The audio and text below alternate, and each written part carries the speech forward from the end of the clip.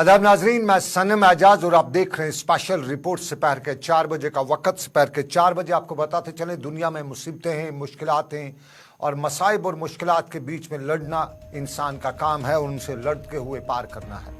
दुनिया में कहर है, फ़लस्तीन में निहत्ते बच्चों को मारा जाता है और फिर अगर कहा जाए तो बीमारियों का सिलसिला भी है और बीमारियों में कोविड से लड़के ही हमने अशरफुल मखलूक़ात का एक मुकाबले में नाम पाया है। और कोविड के साथ साथ जम्मू कश्मीर में सैलाब भी है, जम्मू कश्मीर में भूचाल भी है, कोविड भी है और जो हालात की मार है वो भी है। लेकिन इस सारे के बीच में जलजले, भूचाल के झटकों के हवाले से जम्मू कश्मीर सिस्मिक जोन 4 और 5 में आता है, इसलिए तैयार सबको रहना है। और इसी तैयारी के हवाले से हम जब भी भूचाल की कोई खबर आती है हम उसको प्रमुख देते हैं, हम उसको प्रायोरिटी देते हैं और उसको प्रायोरिटी देते हुए, फोकियत देते हुए सबसे पहले आपको बाखबर करने की कोशिश करते हैं और बाखबर करते हुए आपको बताएं कि पिछले 12 घंटे और पिछले 12 घंटों में जम्मू कश्मीर से लेकर लद्दाख तक 12 घंटों में 3 जलजलों के झटके महसूस किए गए हैं और ताहम शुक्र है अभी तक इन जलजलों से किसी माली और जानी नुकसान की खबर नहीं है। कल रात 10:26 पहला झटका लद्दाख के खित्ते में देखने को मिला और इसकी रफ्तार जो थी 3.7 ही रेक्टर स्केल का जो पैमाना होता है उस पर जमीन के नीचे सिर्फ 5 किलोमीटर की गहराई इसकी थी, यानी लद्दाख का खित्ता जो बताया जाता है। तो जब कश्मीर का मौसम भी हो, कश्मीर के हालात भी हो और कश्मीर में इन्फिल्ट्रेशन भी हो इस चीज की जब हो सकती हो तो फिर ख्याल रखना है, बचाना है अपने आप को।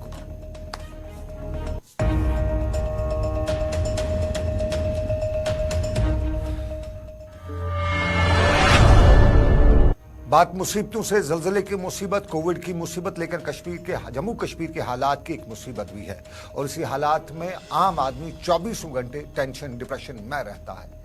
खित्ते राजौरी इस साल डिप्रेशन में रहा और खित्ते राजौरी में लगातार साल के पहले दिन से ही जो अमवात का सिलसिला शुरू हुआ उसके बाद डिप्रेशन आम आदमी को बहुत सा झेलना भी पड़ा और पिछले 4 दिनों में या यूं कहें पिछले 6 दिनों में सूरत-ए-हाल यकसर तब्दील हो चुकी है।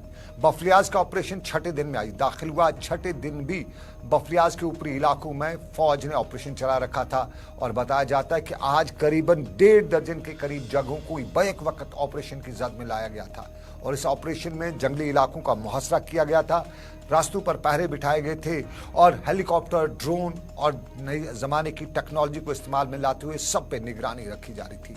सड़कों पर जो नाके लगाए गए थे उन पर तलाशी भी ली जा रही थी, कार्ड चेकिंग भी हो रही थी और अब मोबाइल चेकिंग भी खित्ते राजौरी में हो रही है। ये मुकामी लोगों ने बताया। कश्मीर में मोबाइल चेकिंग अब आम सी बात तो हो चुकी है, लेकिन कश्मीर में, जम्मू में भी, राजौरी, पुंछ में भी अब ये मोबाइल चेकिंग हो रही है। इसी बीच वजीर दिफा राजनाथ सिंह कल जम्मू कश्मीर का दौरा करें और जम्मू में वो मौजूदा सिक्योरिटी सूरत-ए-हाल का जायजा लेंगे।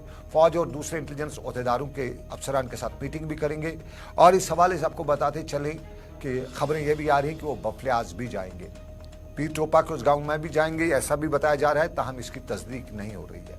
इस दौरान जम्मू कश्मीर के लेफ्टिनेंट गवर्नर मनोज सिन्हा को भी आज पुंछ के दौरा करने के हवाले से खबरें आ रही थी और ये भी बताया जा रहा था कि वो यहाँ उन शहरियों के लवाकीन के साथ मुलाकात करेंगे जो इस ऑपरेशन या जो जहाँ पे इल्ज़ाम है कि उन्हें तशद्दुद करके मारा गया है, उनके लवाकीन से मिलेंगे और उनकी हौसला अफजाई करेंगे, उनके साथ ताज़ियत भी करेंगे।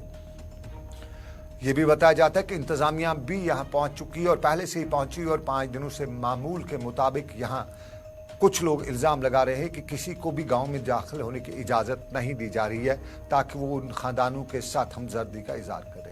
गांव के कुछ लोग लगातार सोशल मीडिया या दूसरे इदारों के जरिए या दूसरी एजेंसी के जरिए इस बात की भी खबरें बता रहे हैं कि वहाँ जो लोग मारे गए हैं उनके लवाकीन के साथ अगर कोई ताज़ियत करने आता है तो उन्हें रोका जाता है, उन्हें मिलने नहीं दिया जाता है।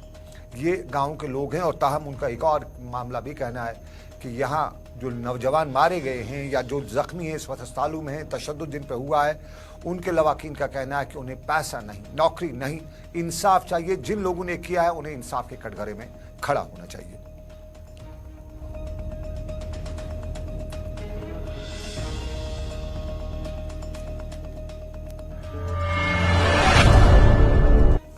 पुंछ का वाक़ा, बफलियाज पुंछ का वाक़ा और उस पर खबरें भी बन रही हैं, सवाल भी उठ रहे हैं, इल्ज़ामात भी लग रहे हैं, सियासी जमातें भी उस पर बवाल कर रही हैं।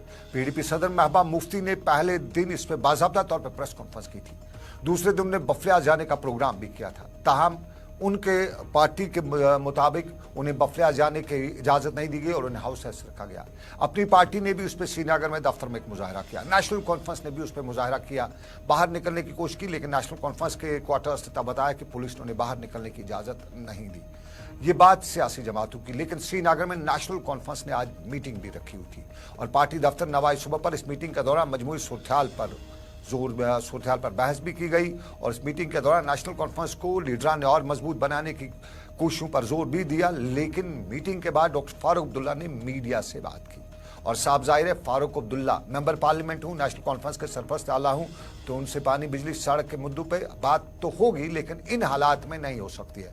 तो सबसे पहले मीडिया का यही सवाल था कि एक तरफ जो सूरत हाल निकल के आ रही है, जो बफलियाज के मामले पर मीडिया रिपोर्ट्स आ रही है और उस मीडिया रिपोर्ट्स के साथ साथ दूसरी तरफ वहाँ की लोग, वहाँ की इंतजामिया पर भी बात हो रही है, तो क्या है नेशनल कॉन्फ्रेंस का रद्द-ए-अमल। फारूक अब्दुल्ला ने हालात पर बात करते हुए 370 की बात भी कर डाली और फारूक अब्दुल्ला ने बताया कि माजी में नाम तो नहीं लिया, हवाला उन्होंने दिया वज़ीर दाखिला का और यह भी बताया जा रहा था कि जम्मू कश्मीर में मुसीबत की जड़ 370 है, मिलिटेंसी सिर्फ जम्मू कश्मीर में 370 की वजह से ये सियासी जमातें, मुल्क की सियासी जमातें आवाम को बता रही थी।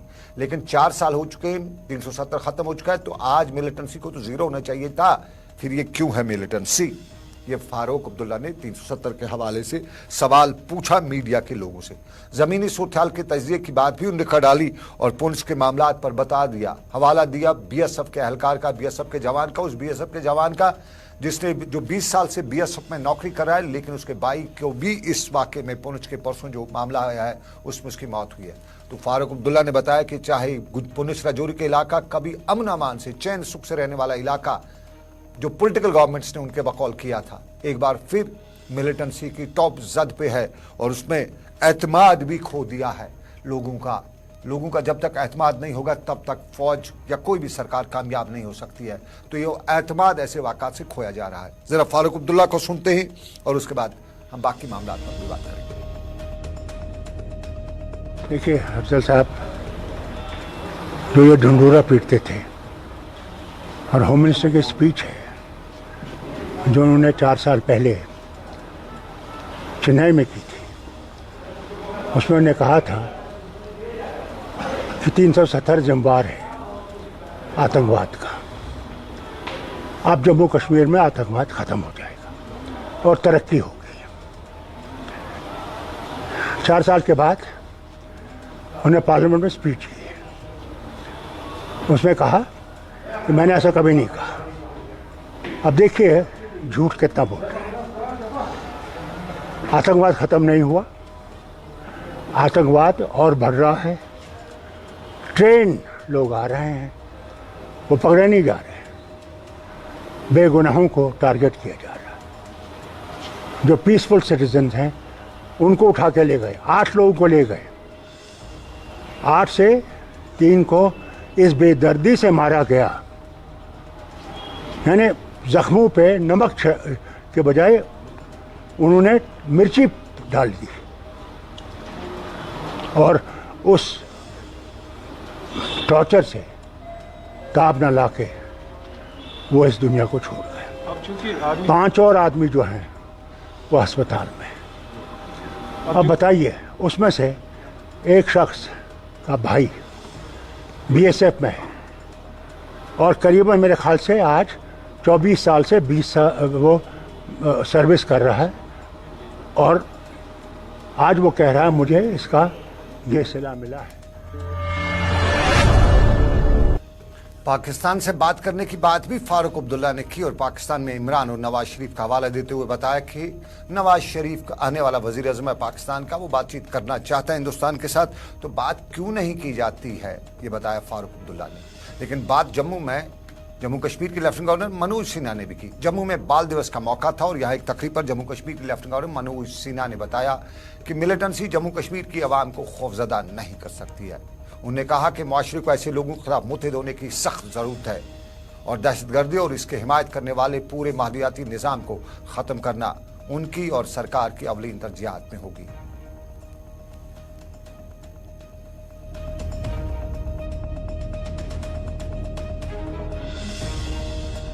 आज अगर 2000 की आबादी के गांव में 2-4 आदमी बाहर से आकर उस गांव की शांति में खलल डालने की कोशिश करते हैं, जम्मू कश्मीर के विकास, नागरिकों की तरक्की में बाधा डालने की कोशिश करते हैं, तो उन 2000 भारतवासियों का पुरुषार्थ, उनका लहू ज्वाला बनकर जलना चाहिए।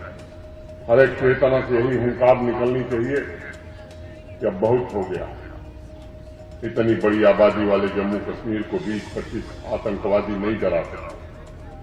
और मैं निवेदन करूंगा, गुरु गोविंद सिंह जी चारों। और अब बात करते हैं वतन को जानने की, और वतन को जानने के लिए जम्मू कश्मीर के 250 के करीब नौजवान जो हैं, बच्चे जो हैं, मुल्क की सैर पे हैं। कल उनने वजीर आजम से भी मुलाकात की थी। आज उनकी मुलाकात सदर हिंद द्रौपदी मुर्मू से राष्ट्रपति भवन में हुई, और इस मुलाकात के दौरान द्रौपदी मुर्मू ने बताया कि वतन को जाना प्रोग्राम और इसका मकसद नौजवानों को मुल्क की फन, सकाफत, तहजीब और तरक्याती कामयाबियों से रोशनास कराना है। और इस सफर के दौरान नौजवानों को यह एहसास हुआ होगा कि हिंदुस्तान मुख्तलिफ ज़बानें बोलने वाला मुल्क है, मुख्तलिफ लिबास पहनने वाला है, मुख्तलिफ तर्ज ज़िंदगी अपनाने वाला मुल्क है, लेकिन हिंदुस्तान एक है। यही इत्तेहाद असल ताकत भी है और इसे मजीद मजबूत करना होगा।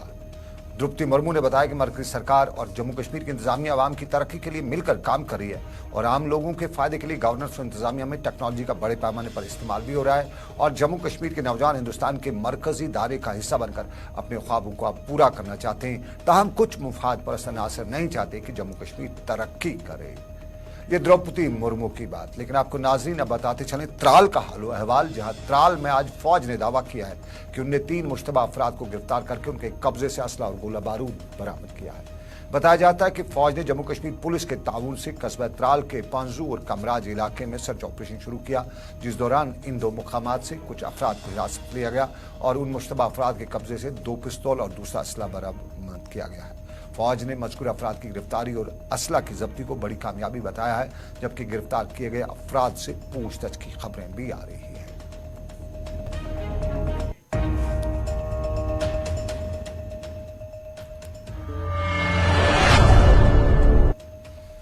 और चलिए कुछ तामीर और तरक्की भी की बात कर ही लेते हैं। जनूबी कश्मीर, शुमाली कश्मीर का हंदवाड़ा का गवर्नमेंट मेडिकल कॉलेज, और यहाँ के डॉक्टरों ने इस दूर दराज के इस मेडिकल कॉलेज में एक 65 साल खातून मरीजा पर मुस्तकिल डुअल चैम्बर पेसमेकर लगाने का कामयाब तजुर्बा किया है।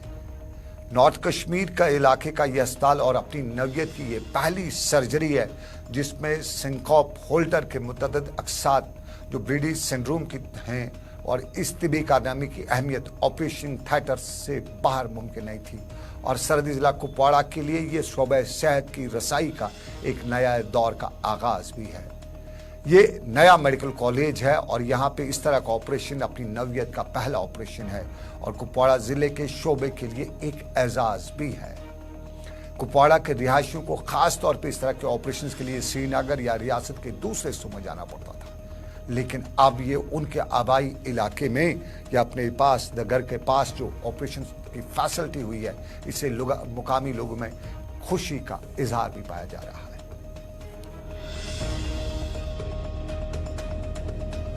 हाँ, बेसिकली हमारे यहाँ पोस्टेड हैं डॉक्टर शफीक साहब जो कार्डियोलॉजिस्ट हैं।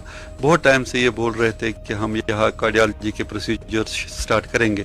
हालांकि करीबन 5-6 महीने पहले इन्होंने इको कार्डियोग्राफी यहाँ स्टार्ट की, जो यहाँ associated district hospital GMC Handwara में, मतलब इवन डिस्ट्रिक्ट कुपवाड़ा में पहली बार ये जो इको कार्डियोग्राफी की फैसिलिटी अवेलेबल हो गई है। अब एक पेशेंट इनको आया था रिसेंटली, एक एल्डरली फीमेल, उनकी करीबन 65 एज थी। साथ सियासी समाजी अफराद के साथ दूसरे जो लोग लीडरान ने सियासी जमातों को उन्होंने शिरकत की और यहाँ इंतजामिया भी मौजूद रही। विकास कुंडल जो जिला तरक्याती कमिश्नर, उन्होंने यहाँ से बात करते हुए बताया कि राजौरी की 312 रियाल पंचायतों के बाद अब 5 म्यूनसिपलिटी में प्रोग्राम किए जा रहे हैं जहाँ सरकारी स्कीमों से आवाम को बेदार करना और उनसे फ़ायदा उठाने ज़रूरी है। और संकल्प यात्रा जनूबी कश्मीर के कुकरनाग में भी हुई, और कुकरनाग में एक प्रोग्राम को कुकरनाग में मुनक्किद किया गया जिसकी सदारत एडमिनिस्ट्रेटिव अफसर हशमत अली यत्तूर ने की। उनके हमरा एसडीएम कोकरनाग और दूसरे अफसरान भी मौजूद रहे और यहाँ स्कूली बच्चों ने एक रंगारंग प्रोग्राम भी पेश किया और लोगों ने अपने पे मसाइल भी उठाए और नोडल अफसरान ने उनके मसाइल को गौर से सुना और यकीन दहानी कराया उनके मसाइल को अवलीन तरजीहात पर हल किया जाएगा। बच्चों ने भी स्कूली प्रोग्राम किया और मुख्तलिफ महकमा जात से वापस अफराद ने इस हवाले से लोगों को आगाह भी किया। लेकिन जरा कुलगाम का रुख करते हैं।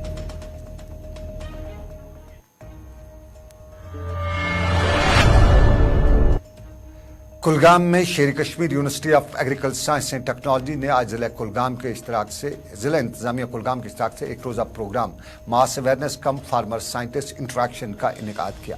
ये programme holistic agriculture development programme के ज़राअत में कीड़े मार अद्वियात के इस्तेमाल में कमी के तहत मुनक्कद किया गया और यहाँ पर additional district development commissioner Shaukat Rather मेहमान खसूसी के बतौर मौजूद रहे और उन्हें बागवानों की हौसला अफजाई की कि वो कीड़ों के इंतजाम के जदीद तरीन तकनीकों के लिए माहिरीन से रब्ता कायम करें और उन्हें मशवरा दिया कि वो ताज़ा तरीन प्रोटोकॉल के लिए महकमे बागवानी से रहनुमाई भी हासिल करें।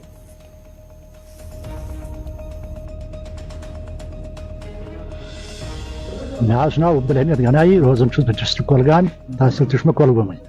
आज सुकाशन DC ऑफिस बुलोमुत फार्मरन हज बड़ बार नफरी जन बाग वालन ये माइनर्स मुतलिक जानकारी आई दिन यम जबरदस्त परेशान तो आज लज पता अत कुम दवा दिन जबरदस्त शुक्र गुजार गवर्नमेंट